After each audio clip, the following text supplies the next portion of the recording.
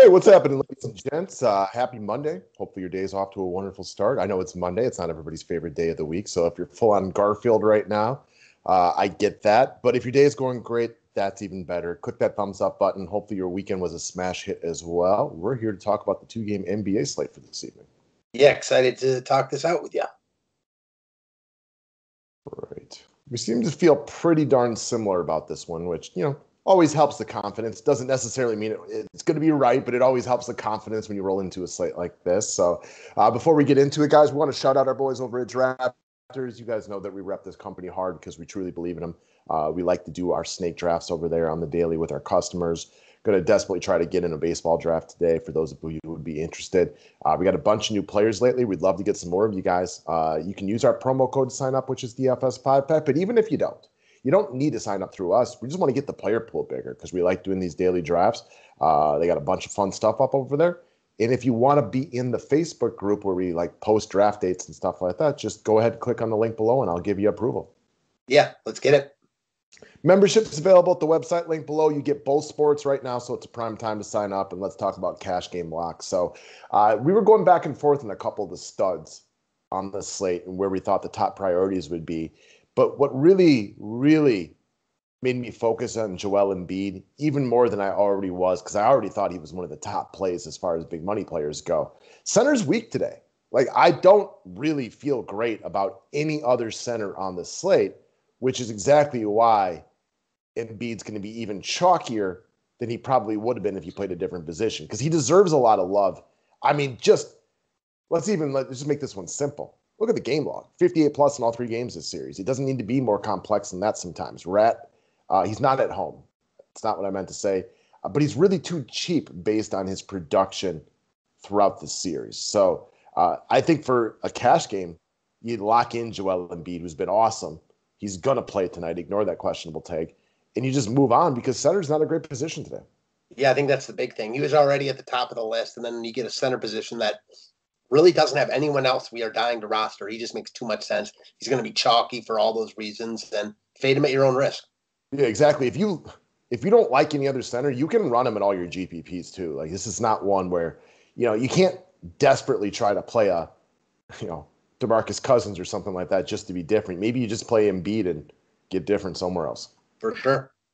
All right, next up, Trey Young. So the flip side of this game, here's a guy that I don't think Trey Young will be super chalk tonight. Now, again, it's a two-game slate. It's not like he's going to be 3% owned or anything like that. But as far as two-game slate standards go, I don't expect him to be overwhelmingly popular. So it might not be a bad GPP play right here. A couple of the points that we brought up on this one, though, is one, you got the Hawks in desperation mode right now. Not only has Philly won the last two games, they won the fourth quarter game one. All the momentum is in the favor of the 76ers, which could also lead them to be a little bit fat and happy right now. Maybe this is a game where they let their foot off the gas a little bit. Meanwhile, the desperate Hawks, Trey Young puts them on their back and plays, maybe the greatest game of his young NBA career. We talked about it on the members only video. We both think that he's got one more big game in him left in the playoffs. Why not tonight?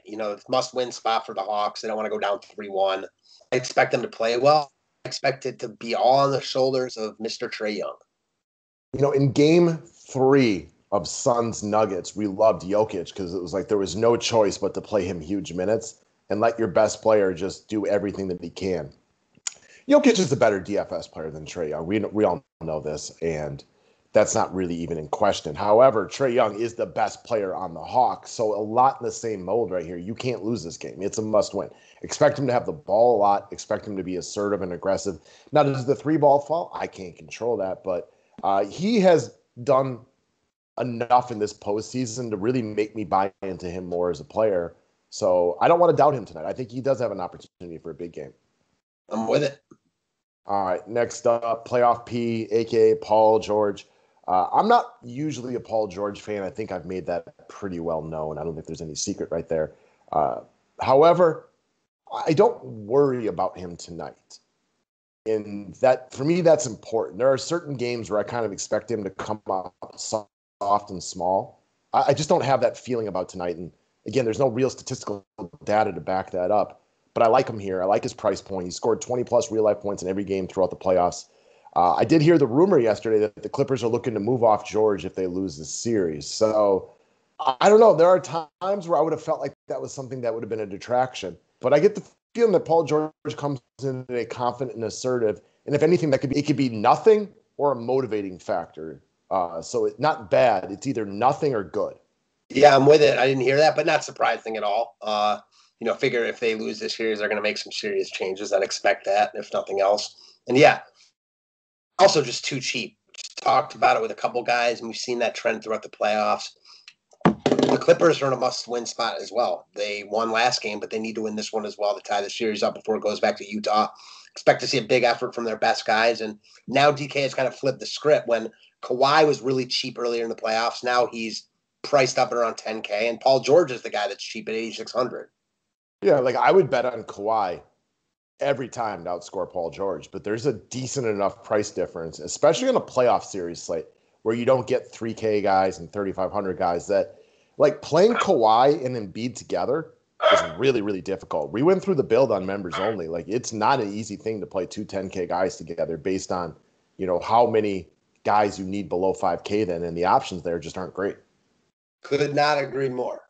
All right, next up. So let's flip it back over to the Clippers. And now I got Nick Batum as a long shot today. But to be clear, I don't think of him as a long shot. I think he'll get some love today. I think he'll be relatively popular.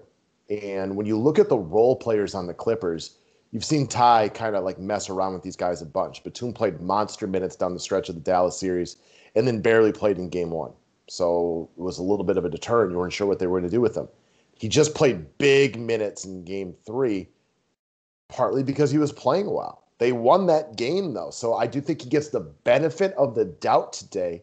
And I think he is given a long leash to play in this game because I'm just worried about the minutes. Some of these role players, you can't control whether or not they play well. But I want you to be out in the court because if there's one thing I know about DFS, if you're not in the game, you don't get points. So Batum would be my bet for the Clippers role players today. Now, it doesn't mean the other guys can't shine or won't shine. But if I had to bet on one to give you production, this would be my choice. However, if we wanted to go under the true long shot role, then there's a couple other guys that you might want to take a chance on because they weren't as good in game three. They're going to be less owned. Yeah, well, if you want to check out our members only video, as far as Batum goes, yeah, he just looks like a solid look, 4,500. We're not going to see too many guys at this price point that you can feel good about their minutes. Coming off, a game the Clippers finally won in this series, expect him to have a similar role here. Yeah, expect the unexpected, but this is what we expect, and that's all you can do, right? Yes, sir. So kind of the flip side of that story is going to be actually more of a long shot for our last guy, which is Matisse Thybulle. And this last guy could have been a couple of guys from the 76ers, but I wanted to pick out one guy that I felt comfortable that at least his minutes would be there. And there's no Danny Green for Philadelphia. And he's not just out for this game, he's out for a little bit. So expect Philly to mix and match, kind of look for the hot role player on a daily basis. And I'm calling out Thybulle, but again, there's a couple of guys that it could be. So we saw Korkmaz play a bunch of the minutes in game three when Danny Green went out. So I do think Korkmaz is like the quote-unquote chalkier of the cheap Philadelphia guys today. But there is no guarantee that a Korkmaz, who's probably a better real-life player than DFS player because he plays good defense but doesn't participate in much, is going to do much for you right here. Thybulle, also not a great DFS player. But he could make a couple threes. He's going to get some open shots. And the one thing he does well, I think he's got to lead the league in steals per minute, I would just assume out there. And this is a guy who can grab you 4 steals when he plays 18 minutes. So I got him as a long shot, like an actual long shot in this game. He's one of the best defenders you'll ever see. And I'm with you. With Korkmaz getting a ton of love, it's no lock that he's going to play those minutes again. Game flow could be different. They might need Thybulle's defense. Could see this working out a lot of different ways. I like the call as a long shot and don't think it's crazy at all that he plays more and has a better game than Korkmaz here. Yeah, we went through the wing players for Philly. Like, there's no lock on how they play these minutes today. You've seen coaches throughout the NBA playoffs just this year, not to mention other years, ride the hot hand for the day.